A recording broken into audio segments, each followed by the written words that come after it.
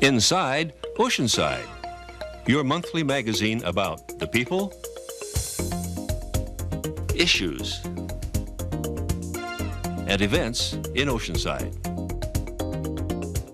Hello, welcome to the March 2001 edition of Inside Oceanside, your monthly community news magazine. I'm Don Williamson. And I'm Amy Forsythe. Here at Inside Oceanside, we feature the people, places, issues, and events that shape our community. And the shape for today is O. It's quickly becoming known as the Oceanside O, but it's actually the logo for the Oceanside Museum of Art. That's right, Don. We're downtown on Pierview Way at Ditmar. That's right. That's the home of the Oceanside Museum. It was formerly City Hall, and it was actually a building built by the famous architect Irving Gill. We're going to go inside in just a moment, find out more about the museum, and see a great exhibit you can visit right now. But first, let's take a look at what's on this month's Inside Oceanside. On this month's Inside Oceanside, local residents go to school to learn more about the police department at the Citizens Academy. See how the city of Oceanside honored a retiring congressman. A world-famous figure skater made Oceanside her home. Find out where. And don't miss part 2 of where Oceanside's water comes from. All this and more is up next on Inside Oceanside. We're inside the museum now with Museum Assistant Director Beth Smith. Hi, Beth. Hi, Don. How are you? I'm great. Thanks for having us here today. Well, I'm glad you could be here. Yeah, and we understand you're kind of a new kid on the block. How old is the museum? The museum opened in October of 1997, so it's almost 3.5 years that we've been here. Well, you know, it's kind of a big deal, birth in a museum. How did all that happen? It was the idea of the Oceanside Cultural Arts Foundation, which has been programming cultural arts in Oceanside for several years and felt that the city was ready for an art museum. Oh, great. Beth, tell us about the programs that you offer here at the museum. We have 5 exhibitions during the year, and it features regional and international art, and they rotate continually. We also offer bus tours to other art museums in the county in Southern California. We have a concert series in collaboration with St. Mary's Church across the street. We have a School of Art. We have about 12 instructors that offer a variety of art instruction on Coast Highway. Our museum store and several committees that involve volunteer members. One is our docent committee, and they learn about each exhibit and train on the artists and their background so that they can talk to groups that come through. And we host Oceanside School District classes on a regular basis. This year we had 1,600 students come through. And you know, and they also give great parties. In fact, we had a reception here not long ago for outgoing Congressman Ron Packard. Catherine Kalanko brings us that story now.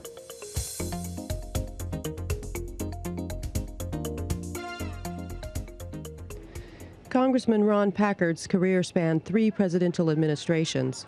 It began in 1982 when he ran as a write-in candidate and won, only the 4th person in U.S. history to do so. The Republican congressman for the 48th District, which includes Oceanside, announced in late 1999 that he would not seek re-election. He reflected recently on his many years in Washington. I lived and served in the Congress long enough to see us not only balance the budget, but to actually generate a surplus. I think probably in highways and transportation and in water systems is where I made probably my greatest contribution locally. I suppose the most difficult vote was the vote to impeach the president. There's no member of Congress, I don't care what party or how you feel about a person, that relishes or takes pleasure in voting to impeach the President of the United States. That was a tough, tough vote and a very difficult debate, and one that I didn't take lightly, but it was not one that I enjoyed. Mm-hmm. Locally, officials credit Packard, a longtime member of the powerful House Appropriations Committee, for bringing federal dollars to the city of Oceanside. These funds contributed to the city's water purification facility and to improvements to Highway 76 and the city harbor. He's been instrumental in many projects throughout the region. He's always been a proponent of water reclamation, water purification, water projects to supply the necessary water to our desert region. It not only means that we can get water that is higher quality, we're actually saving money by treating our own water rather than buying it from imported, but it also gives us an emergency water supply. A group of well-wishers that included city officials and politicians gathered recently at the Oceanside Museum of Art to honor the Republican congressman. They presented him with plaques of gratitude and traded stories of his goodwill to Oceanside.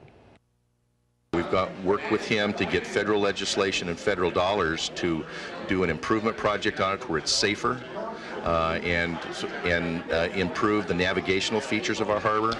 Ladies and gentlemen, I deeply appreciate what Oceanside has meant to me. I've done some good things for Oceanside. I plead guilty to much of what the video shows. But it was only because we would sit down with the manager and with the water department and with the city council and the mayor. I've sat with many of your elected officials over the time.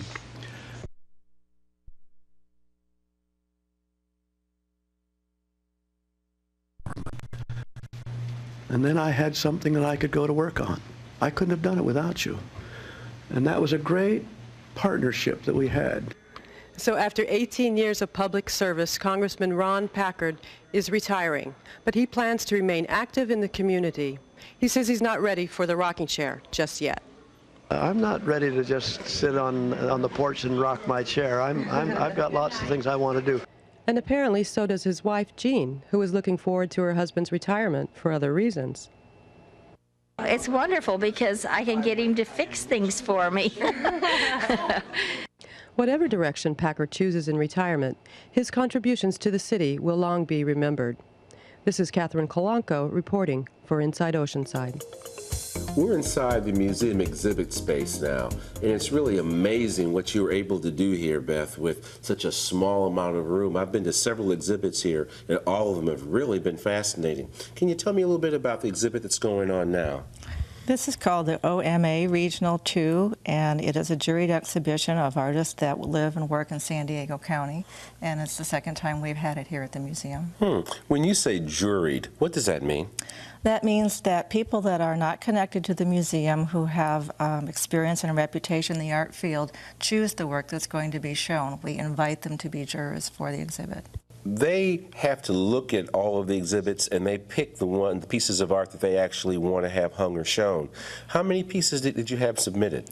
We had 485 submissions from 151 artists, and from that the jurors chose 50 works of art, with 36 artists being represented. Okay. And one of those on display here is from an Oceanside resident. Tell us more about that. This painting behind us is by Michael Gross, and he is a member of the exhibition committee at the museum. Michael is a painter and illustrator and graphic artist and lives right on the water, and as you can see, he's influenced by everything that's in the ocean, and I think he really loves living here in Oceanside on the water. Great. Speaking of water, Dawn takes us to Lake Havasu City for part 2 of where Oceanside's water comes from.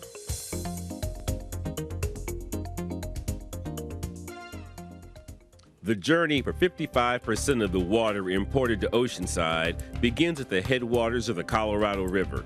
It's all a pretty natural flow from there to the Arizona-California border. That's where human beings and human technology gets involved. Amy REGO of the Metropolitan Water District explains the process. The water really starts at the Colorado River right on Lake Havasu, which is really just a wide point in the river formed by Packard Dam. Metropolitan has its first pumping plant there, the Whitsett Intake Pumping Plant.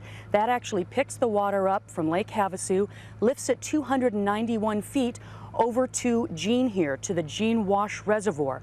From the Jean Wash Reservoir then, it's lifted from the Jean Pumping Plant up these penstocks and into Copper Basin. From Copper Basin then, it flows 69 miles through open aqueduct and tunnel over to our third pumping plant on the station, which is the Iron Mountain Pumping Plant out in the middle of the desert. From there, again through tunnel and open aqueduct, to our fourth pumping plant on the station, which is the Eagle Mountain Pumping Plant. That lifts the water 438 feet. From there, on to our fifth and final pumping plant, the Hines pumping plant, just outside of Scirocco Summit, and that lifts the water to its highest elevation at 1,807 feet. From there, the water goes entirely by gravity down to Lake Matthews in Riverside County through cut-and-cover conduit or buried pipeline, tunnel, and siphons. My goodness, that's quite a trip. Yes, that's 242 miles. The Gene Field Office backs up to the Gene Wash Reservoir, and it's where the men and women who guide water along this elaborate system live and work. It's also where visitors stay on trips like this one. Amy REGO also mentioned Copper Basin. It's a beautiful man-made holding pond that most people will never have the opportunity to see, except in pictures like these, because human contact is prohibited except on official tours. The only way water gets out of this basin into the aqueduct system on its way to us in Oceanside is through these three gates. They maintain the level of the basin by lowering and raising any one or all three of these gates. When water is released from Copper Basin, it enters an intricate aqueduct system. That system is maintained and monitored by this control room in the Gene Field Office. Austin Dane is an aqueduct system dispatcher and explains how it all works. And here we control the flow of water in the aqueduct, the operations of the pump plants, and also the high voltage 230 kV or 230,000 volt transmission system. You mean this whole 242-mile system you control from this room? That's correct. Tell me how that works. Well, we really control two things. In the utility industry, generally you'll control either water or electricity, but not both. We're kind of unique in that we do both here. Our primary function is to control the flow of water in the aqueduct, and basically we ensure that the correct amount of water gets from the Colorado River and Lake Havasu to our terminal reservoir in Lake Matthews and Riverside. At the same time, because we use a tremendous amount of power in our pumps to pump that water, we also have to control the electricity, the amount we use. We switch in our power lines, we work with other utilities, perform maintenance operations and things like that. So we control both water and electricity, and that requires us to interact with a variety of agencies as well as our own facilities. With so much talk about water and so much water around us, we decided to take a moment out with Oceanside Water Utilities Director Barry Martin, who's also along on this trip, to give us a little perspective on why this imported water is so important to our region and what it really means. In reality, you look out at the Colorado River where it starts at Lake Havasu, and it's a desert region around you. And you look at the landscape here, and you don't see that type of landscape. But in Oceanside, without that water, would also be just about the same landscape as we're looking at right here. Wow. It's a desert region. And through this desert, the Metropolitan Water District funnels 1 billion gallons of water a day. Austin Dane shows some of the hardware that makes it possible to traverse such rugged terrain. Well, on my right, you can see what we call the pant legs that lead up to the 3 delivery lines. We have 9 pant legs, 1 for each of our 9 pumping units, and then those go into 10-foot delivery lines that go up to what we call the head house. The reason that we're lifting this water is that Lake Havasu is about 450 feet above sea level, and our terminal reservoir at Lake Matthews and Riverside is about 1,500 feet, I believe, above sea level. We lift it 1,617 feet from Lake Havasu to Hines pump plant, our last pump plant, right? And from there it flows downhill to Lake Matthews. So that's kind of the purpose behind this. We had to go through quite a few mountains, quite a few tunnels, across deserts, and we had to put it through 5 pump plants to get it there. And that's really the whole process. It was a tremendous effort, but it was the only way they could get the water, which at that time there was not much demand on. It was the only way to get the water from the Colorado River into Southern California. Beth, there's so much diversity in the museum in this particular exhibit. For example, this particular piece of artwork. Tell us about the diversity and the criteria needed for this particular exhibit. For the regional, the criteria is fine art, which is paintings, drawings, illustrations, graphic art, and sculpture, as you can see. It's different for every exhibit that we have here at the museum, and we redesign the space to fit the exhibit. We have movable walls so that every time you walk in for a new exhibit, the museum looks entirely different. So what you see today might not be the same museum that you see in a few months from now. That's right. It looks like a different museum with every exhibit. We'll find out more about the museum when we come back after our next story, which teams citizens with the Oceanside Police Department for its Citizens Academy.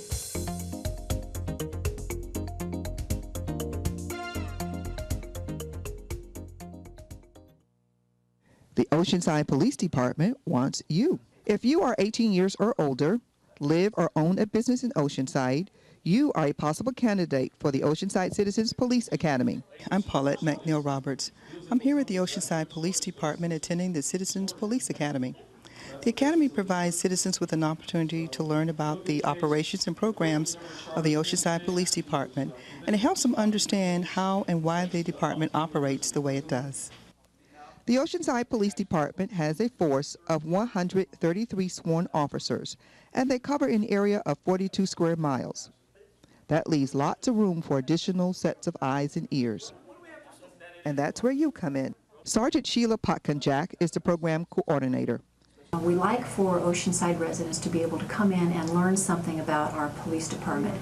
It provides them the opportunity to go out and be an ambassador for our police department. It creates some new alliances for us here at the police department along with the Citizen Academy attendee, and it just overall enhances our relationship with the community. I asked some of the attendees why they decided to attend the academy. Insight into how the police work, and I've always had an interest in it and wanted to see if all these TV shows were true. I'm real concerned about neighborhood safety, and many of the neighbors in my neighborhood have been robbed. People come into your house, and I had the same thing happen to me, and it kind of changes your life. And I've always supported the police department, so I thought I might learn some more about community safety and safety in my neighborhood and that kind of stuff. That's where I'm coming from. The Citizens Academy started in 1996, was the first one in the fall of that year. And we started it as part of our 5-year strategic plan, and 1996 was the first year of that strategic plan. And we wanted to do something to empower the community and to have the community help us solve some of the issues and crime-related problems of our city. So in order to do that, we needed to involve the community and to educate them about our police department and the way law enforcement generally does things. And we think this has gone a long way in assisting our police department in curbing some of the criminal activity in the city. Attendees receive a full range of information about the department, from the mundane to the more intense. Self-protection and personal safety was a major concern, but some were surprised to learn about the rights they have as a citizen. Well, I was quite surprised tonight to find out it took so long to get a search warrant. They have to go through so many things. I just thought, you want a search warrant, you went out and got one, but to have to go to the judge and the marshal and all that was really surprising. The participants collectively admire what the Oceanside Police Department is doing for our community. They feel a sense of responsibility and a pride about their city. I think they do a great job at all the time, and I really admire them. It's very impressive that the officers, they are just like us, and they're so concerned about our safety. And even though they're veterans, they all seem to really love their jobs. Our academies run twice a year. We have one in the fall that usually goes from September through November. We like to end it right before Thanksgiving so it doesn't interfere with any holidays. And then we run a second academy every spring, and that usually starts in March and then ends before the summertime. The class sessions are, we have 10 consecutive evenings. Usually they're held on a Monday evening, and they go from 6 p.m. to 9 p.m. If you are interested in attending a Citizens Police Academy, contact Sergeant Shelia POTONJACK at the Oceanside Police Department at 760-435-4868. Until next time, this is Paulette McNeil-Roberts with Inside Oceanside. Paulette McNeil-Roberts brought us that story. And Beth, suppose someone wants to come and visit the museum. What do? Well, they come Tuesday through Saturday from 10 until 4, or Sunday from 1 until 4, and they get in for $5 unless they're a senior student or active military, and then they get in for the bargain rate of $3. If they're a member of the museum for a mere $30 a year, they get in free anytime they want to, anytime we have an exhibition. They get discounts on museum trips, on classes at the School of Art, in the museum store, and on all of the special programs that we offer. That's great. And a special person we want you to know a little bit more about is Sonja Henie, a magnificent skater who fell in love with Oceanside. Terry Lafferty brings us that story.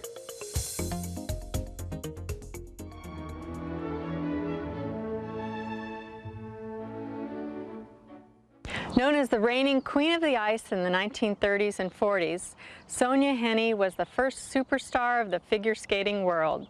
Her skating style was innovative, graceful, and athletic. Today, no one has matched her incredible record of 3 gold medals and 10 consecutive figure skating championships. But she is also remembered for the movies she starred in. She became a well-known film star soon after she won her 3rd gold medal. Behind me is the home that Sonja Henie used to stay in when she'd visit Oceanside.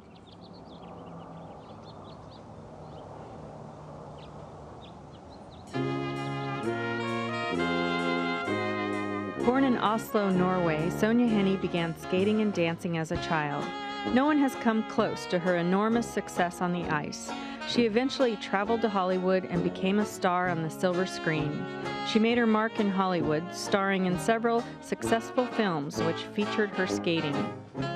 Occasionally escaping from the glamour and bright lights, the Nordic star found some solitude here in Oceanside in an area known as Henie Hills. Her former home and the home of her brother Leif were near Henie Hills Drive and Sonja Court. John STEIGER met Sonja Henie when she visited Oceanside. This was her getaway when she wanted to just get out of town and get with family. What was Sonja Henie like? She was a very nice, warm, like a little girl. She was a charming person. And she was older than I am, but she kind of treated me like, you know, she was respectful, you get what I mean? And she had a reputation for being a tough cookie. Sonja Henie wanted Henie Hills to be another Bel Air. The Norwegian figure skater intended the Henie Hills Country Club to be the site of an 18-hole championship golf course. It is now known as the El Camino Country Club. She eventually sold much of her land in Oceanside, including property now known as Mira Costa College and Tri-City Hospital. But she was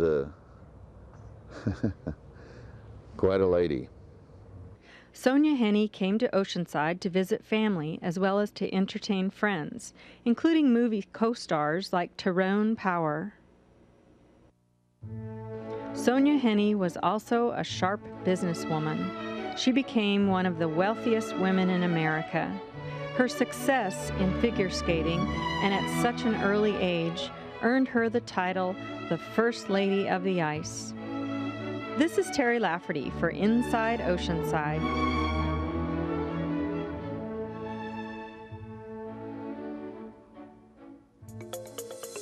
That about does it for this edition of Inside Oceanside. We want to thank Beth Smith, Assistant Director of the Oceanside Museum of Art, for having us here today so we could share a new Oceanside treasure with you. And if you decide to visit this exhibit, and it is a rare and diverse exhibit, it's only open until April 8th, so be sure and get here. It's easy to get to, Don. It's only 2 blocks east of Coast Highway on Pierview Way. Remember, it's your museum. That's right, and it's your Inside Oceanside, and we're already busy working on the show for next month.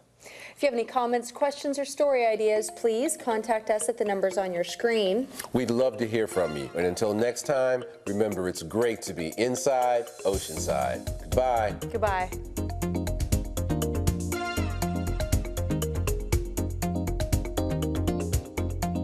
Sandra Chanis was curator for OMA Regional 2.